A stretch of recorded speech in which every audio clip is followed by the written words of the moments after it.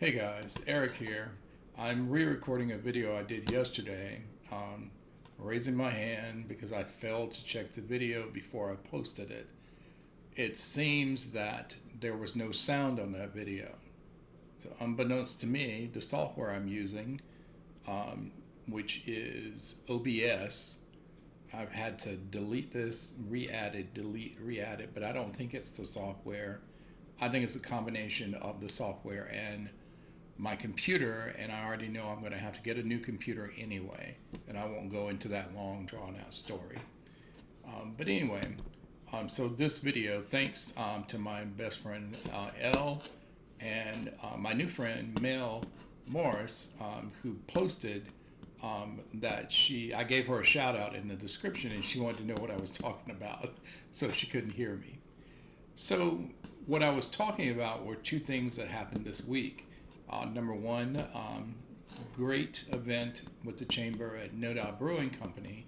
And number two, my first doctor's appointment that I've had in more than 15 years, except for the time that it's on my Facebook page and my Instagram, but I don't think I've ever talked about this in my YouTube channel regarding the clinical heart attack that I had almost 3 years ago.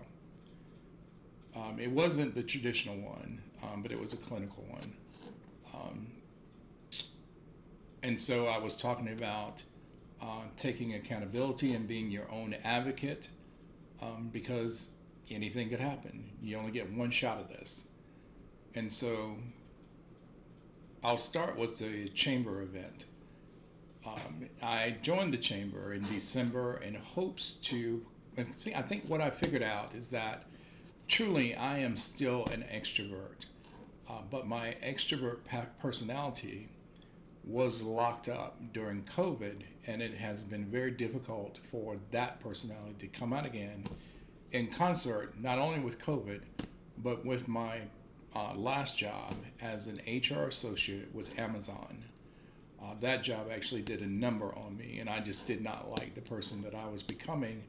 And before I lost my job, I had decided to go back to operations as an assistant manager, and that was more in my wheelhouse than it was the type of HR associate that they wanted me to be, based on soft skills and holding people's hands, which I wasn't going to do because I was the policy guy. The policy is the policy.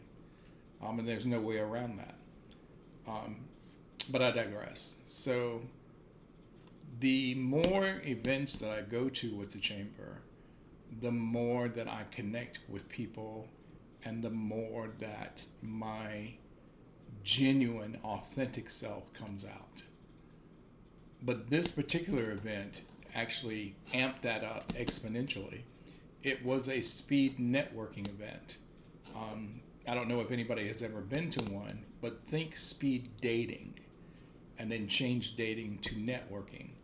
So if you can imagine it, it was set up as a kind of like a C, like you have camera. So you have two sides and then one long one in the middle, where on the outside, there were people already sit there that were going to be stationary. And on the inside, those of us who had not sat down or had not been chosen randomly would have to then go to the center on the inside, pick a seat, and then we start from there.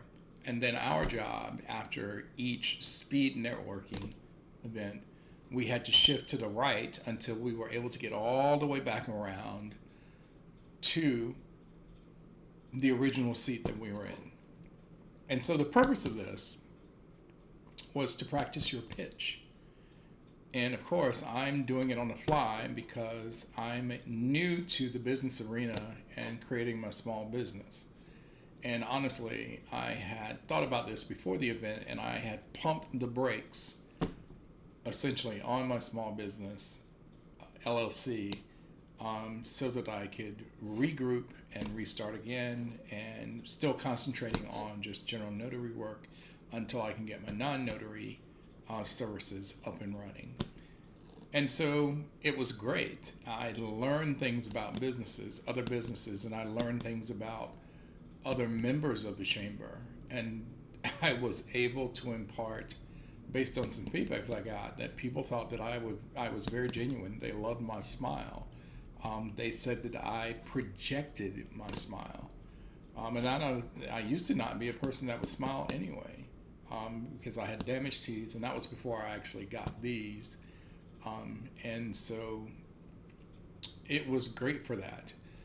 And after that, I don't actually, I have it put up somewhere. Oh, no, I don't. I have it here. My business card holder was actually generated some conversation. People, my first group of people where we were sitting in the same section were talking about my business card holder that all I did was flip it, and then my business card just comes right out. A lot of people said, they were right there and said, I need to get one of these. And I told them I got this from Amazon. This is the chosen color of my business, the background purple. And so I was able to get this. And no, it's not lost on me that purple is a lavender color, and lavender is a color of the LGBT nation. Yes, you see what I did there? But it was really inexpensive on Amazon, and it comes in multiple colors. So anyway, my point was, I came home with only 2 business cards. I mean, it was full. This, I think, holds 30 business cards. But then I came home with all of these. And I had gone to a prior event that was training you on using LinkedIn, primarily for jobs from a recruiter perspective.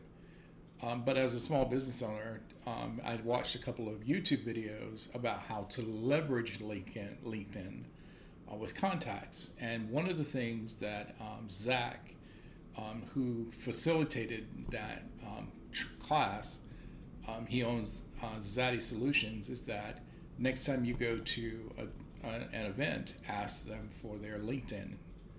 In fact, one of the people sitting at the table, I didn't recognize him at first because I was sitting in a middle table at the LinkedIn event, and he was sitting in front of me, so I would only recognize kind of like a profile in the back. He was the one who, instead of giving me a business card, he actually had his phone out for me to scan his LinkedIn information. And I didn't think of that. But I have all these business cards. And in yesterday's video, I said I was going to concentrate on that today, which I didn't, but I had other things to do. And so I'm going to leverage those contacts. And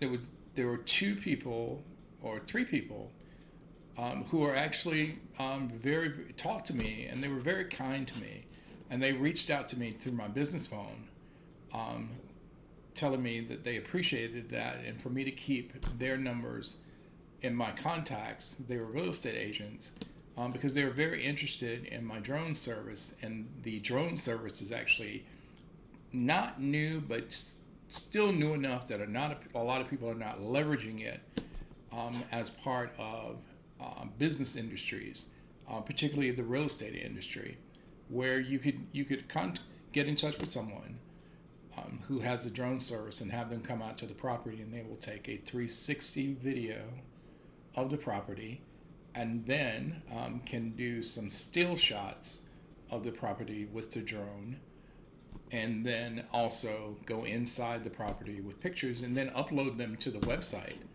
of their website, so that they could have clients who are out of state thinking about moving to this area, and that client would be able to see the property without even coming here, and that would start the conversation. And 2 of the real estate agents said that is an idea, because we need that more than we need anything else. And so 2 of the real estate agents reached out to me and asked me to keep them in mind, because I haven't gotten my commercial drone pilot's license yet. I will be doing that in May, and then training myself on using the drone, and then I'll be able to launch that service. And so my point is, whether it is a chamber event, and if you're watching this video and you are a small business owner and you need help with the business, whether it's marketing or connecting with other small business owners to talk about stories and journeys, and just the camaraderie of being a member of the journey, please Google Carolina's LGBT Chamber of Commerce. You'll see the webpage, the events, you can see member companies, all of that information, and you'll see other events as well that you can sign up to just come out and see what the chamber is about. One of the other things that has always impressed me about these chambers is that while most chambers try to, including the one that I was a member of in Kansas City, which was the Mid-America LGBT Chamber of Commerce, try to be as non-political as possible, unless those politics have to deal exclusively with the LGBT community. I have been fortunate to be part of these groups who understand that the LGBT community is under attack. While we are focused on our small businesses, those attacks come to us personally and professionally, and we have to band together. So that was one of my favorite events, and apparently they do it annually. I had never heard of speed networking. And then the second thing that happened to me this week is that, like I said at the top of the video, after 15 plus years, I actually had a primary care physician, had an appointment, talked to them about my history a little bit, thinking that I needed to be back on high blood pressure medication and all that because of the heart issue that I had.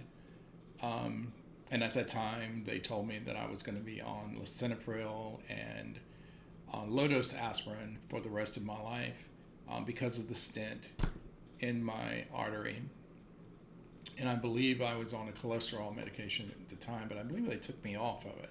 Because when the event happened, I was actually on 9 medications, and after 9 months, they took me off. They took me off of 7 of them. Because I had done the work and I had done so well that I didn't need to be on that medication. Well, of course, last year in February, I lost my job, and which means I lost my insurance. I was not able to find another job, and I didn't have insurance. And so I was not able to continue on my medication. I didn't work out as much as I used to. And in fact, I stopped doing a lot of things because I didn't have a job. I didn't have any income coming in at all. The state of Kansas denied me unemployment, and I just didn't have the will to fight it because also at the time I had been living in a hotel for 2 years because I had lost my car, and it was going to be, it was just difficult. I could not find places to live, and that bothered me a long time too. That I'm 60-something years old and not able to sustain and support myself. And so through the graciousness of other friends, through GoFundMe, and I was able to come back to Charlotte, have a place to live, and being 62 years old at the time, only a couple of months out from my birthday, 61 at the time, only a couple of months out from my birthday, which allowed me to qualify for early retirement. And so I went ahead and applied and got it, and that was money coming in. The problem with that, though, is there are rules. And so once you're on Social Security, there's only so much that you can make per month. And so the only option for me, really at the time, thinking about all this, was to create a small business. But I had never done this before. And so I went ahead and did it, decided to become a notary public, got my regular notary public commission, my e-notary public commission, and then in January I essentially launched Royal Notary Services LLC. I haven't made any money yet because of ridiculous issues that are coming up. This is an expensive industry to be in as far as equipment that you have to have, the right printer. I don't have a car, and so I really shouldn't be concentrating on that. But in order to call yourself mobile, that denotes that you have to have a car. And so, for the most part, getting a part-time job to facilitate that, or hitting the lottery, those are my two options of getting a car. And so I've been struggling with that. And I had a conversation Tuesday night with Mel, who I mentioned at the top of the video, who was actually very attentive and listening to me. And I had watched one of her videos of her perspective about confidence. And it was a bell ringer for me. I had never heard anyone say that confidence is what you get. Courage is what's needed to get to it. You have to have courage in order to gain confidence, to do things. So you have to have courage to make decisions. I always talk about all of us have to make hard decisions. It never occurred to me that you have to have courage to make those decisions. And the more that you do it, the greater the confidence is that you create for yourself to be able to go forward on future steps. And so I gave a shout out to Mel for that, because she was the one that actually said that, and it resonated with me, and I had never heard that before. And I was talking about her and so appreciative of that I promoted her on the last video, which I'm about to do again. She is on YouTube under This Is What's Next. She has a small business by the same name, and you can use that to search her website. And check her out. She makes sense. And that was my shout out to Mel. And that's what I was talking about, Mel, when you couldn't hear me. So, yeah. So I've got some work to do physically. And because they're going to put me on insulin, my lab results came back. And I'll be YouTubing my journey on this. My lab results came back, my blood draws, every single thing was in the normal range. Even my blood pressure, when they checked my blood pressure there, I was shocked. It's 127 over something. It was in the normal range. And they said, you don't need to be on blood pressure medication. But when I did it at home, it was in the 140 to 160 range over 87 to 90. They took it on my right arm. My arm was elevated a little bit, so before I go to bed tonight, I'm going to do a reading. But they asked me to bring my blood pressure cuff in on my next appointment, which is actually tomorrow. And so, but like I said, everything was in the green range except one. It was my blood sugar level. The range, I just had it up. And I forgot to jot the numbers down, but I believe the top end is 175, and my number range was 338. And so, particularly with your blood sugar level, if you are above 10 percentage points, then you're classified as being type 2 diabetes. Mine is 13.1.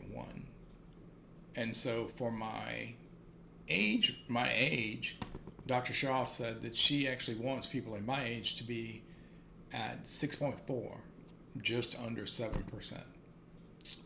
And so I am more than double of where I should be, according to Dr. Shaw, for my age. I'm overweight. I'm doing something about that, a little bit more. But for the short term, she was going to put me on insulin for a few months, along with Ozempic in combination to see, to get the fastest way to get me from 13 down to 10. And then once I'm down to 10, the next step is to take me off of insulin and then add something else like metformin in combination with Ozempic, then to get me from 10 down to below 7. And so I'm exercising.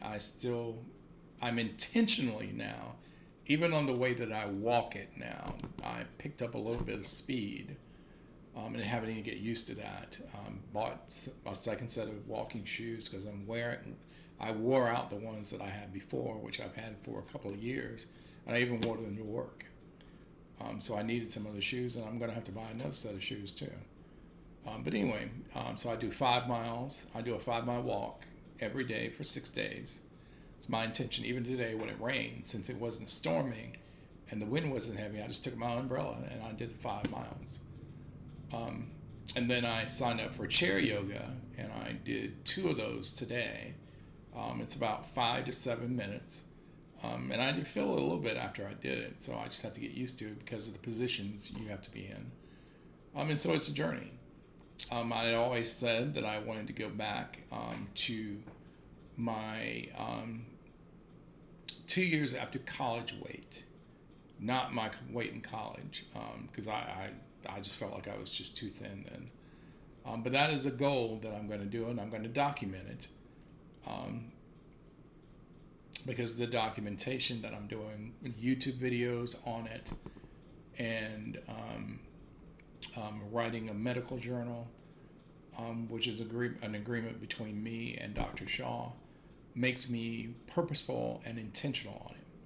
And I say all this to say is that in our normal, everyday, day-to-day, you can get lost for whatever reason. Somebody asked me the other day, well, Eric, why had you never been to the doctor? I said, well, my company's always had high deductible plans, and high deductible plans are for people who really don't have any prescriptions and don't really go to the doctor except for annual physicals. And I tried to do that, but I skipped a couple of years. Except even with Amazon, I was appreciative that they would bring people on site and we could have things done on site during some of the health fairs. And so also, it was about cost too. One of my high deductible insurance plans, before I got to Amazon, it was a $3,000 deductible, and you have to pay everything in full before the plan even pays anything except for preventative stuff like your annual physical. And so I was fortunate that I had insurance with Amazon at the time that I had the heart issue, that essentially they paid for everything. I was actually only on the hook for, I think, $400. So I say that is that everybody, and I used to preach it to employees who would come to me for help choosing their insurance, even when I was a Medicare insurance agent in the past, an auto insurance agent in the past. I used to tell people, even if you love your current insurance, always do quotes yearly to make sure that you're getting the best price and that you have the best insurance, whichever is important to you. And that means being a good advocate for yourself. And if you don't know how to be an advocate for yourself, then you need to find someone who can be an advocate for you. One of the examples I use is that as an out gay black man, there are other black men who cannot do what I do and who cannot speak the way that I speak. And so that is a responsibility that we have to be able to speak on behalf of those people, because it's not just about us. It's just not about us as individuals. There are other lives involved. And when it comes to our individual health, this administration is attacking that. And not just the LGBT people. There was a guy who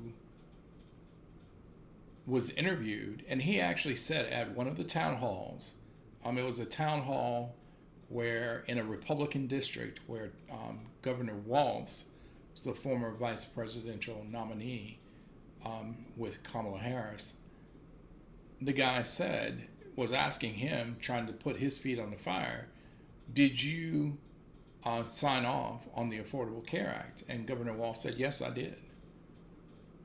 And he said, why? I said, so that other people could have insurance.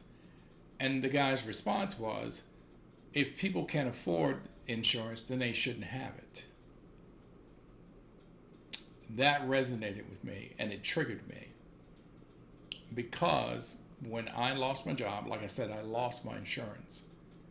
And then when I was eligible and became eligible for Social Security, early retirement benefits, Social Security, that doesn't come with insurance. And so I tried to join the ACA. And the ACA said my benefits were not enough income for me to get insurance on the Affordable Care Act, which shocked me because I thought that's what they were for. But there's still income qualifications. And I was hoping to get one of the $0 premium plans, the silver plans on the ACA. And I don't know why it's just the silver ones. I've never seen $0 premiums in my area with the gold level or the bronze level. It's always been the silver level. So they referred me to my state's Medicaid program. Fortunately, for the prior governor, Roy Cooper, who was able to garner enough Republican votes, North Carolina, is one of the states that is eligible, that made just short of a million people in North Carolina eligible for Medicaid insurance due to the national Medicaid expansion process. And so I was approved to be on Medicaid so that I could have insurance. And so the first things that I did was, the glasses that I have on are about 3 years old, and I know that I know my prescription has changed because the first thing I did was find an eye doctor who accepted Medicaid so I could get my eyes checked, and I do have a new prescription. It is difficult. It's a difficult journey before I got to Dr. Shaw because they assigned me to a doctor that I didn't ask for, and apparently the doctor that I asked for that was on the list no longer accepts Medicaid. And I know why, but that's a subject for another video. And so for 3 months, and yes, I am not exaggerating, for 3 months, talking to North Carolina Medicaid and talking to WellCare, the plan itself that they put me under, finally was able, on the phone, to choose a primary care physician. And then when I called to make an appointment, the doctor that I chose, the earliest appointment that she had at the time was 6 months out. And the earliest that I could get was another doctor in that same practice, which happened to be Dr. Shaw. I was able to get an appointment in April. And so I took that one. But Dr. Shaw is not on my card. Dr. Hill is on my card. But after talking to the people in the office, they told me it's not about the doctor, it's actually about the office. So if the office accepts Medicaid, then the doctor bills and things like that will be filed under Medicaid. So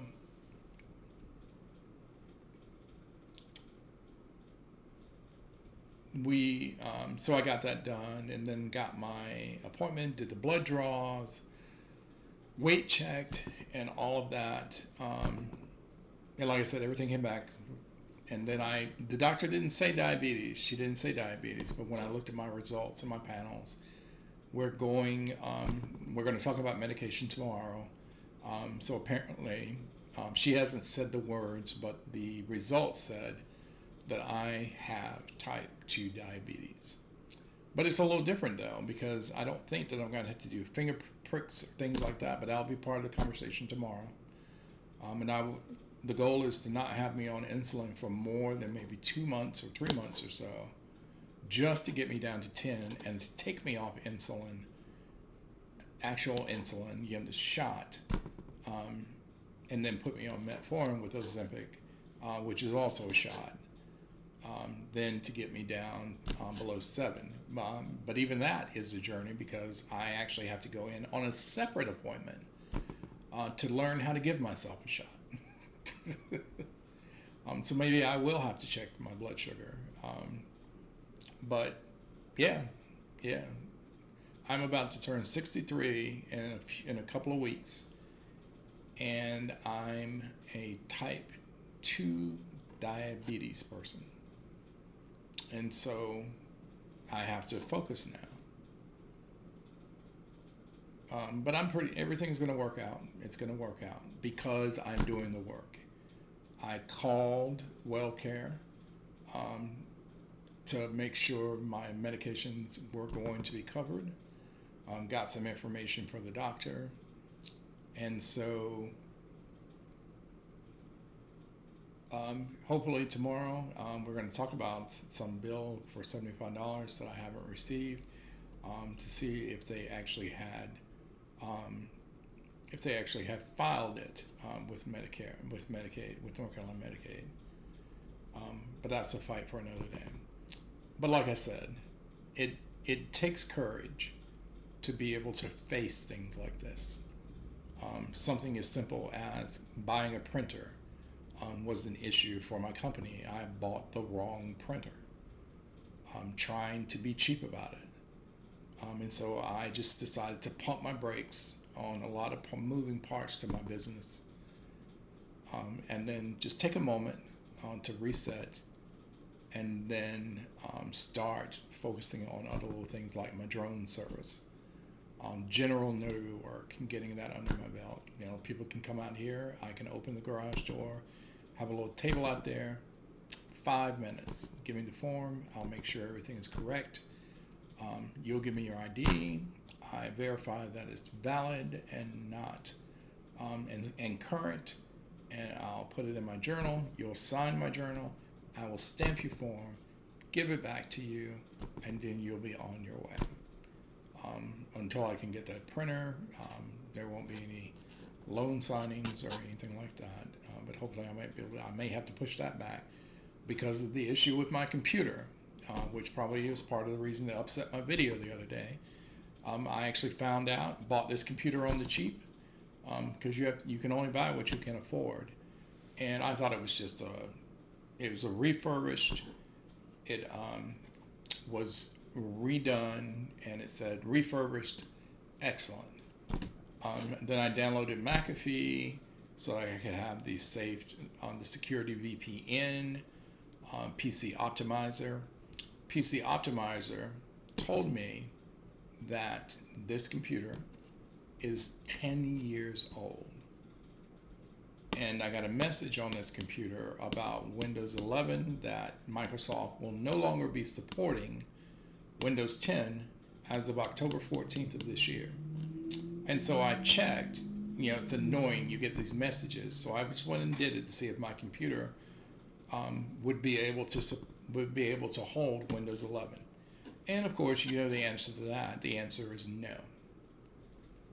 I haven't checked my laptop yet, but so I have to buy another desktop because I'm using my desktop primarily for my business. My laptop has personal stuff on it. But even in my fingerprinting business, I found out after some research that the Department of Justice and the FBI do not want you to have any personal, in fact, they want you to have a laptop that's separate from anything else that you will only be using for fingerprinting. And so I'm having to pump the brakes on that. Hopefully, an upcoming class that the Chamber has that will teach us how to write business grants for businesses will be able to help me get the equipment I need for my business. So I'm fingers crossed on that. But anyway, here is the new video. If you found some value in it, please share it. Please share it. But also like it and subscribe to it if you feel inclined, because it helps. All of that is free. It doesn't cost you anything to like it. It doesn't cost you anything to share it. And it doesn't cost you anything to subscribe. Those three things help my videos in the algorithmic world to be, I guess the right term is, posted further up the ladder than they already are. Okay? And also drop some comments if you have some type of tip or information. If you're on the same journey, whether it's a small business, a health journey like I am, or anything else, and let's chat. All right, take care, and we'll see you on the next video.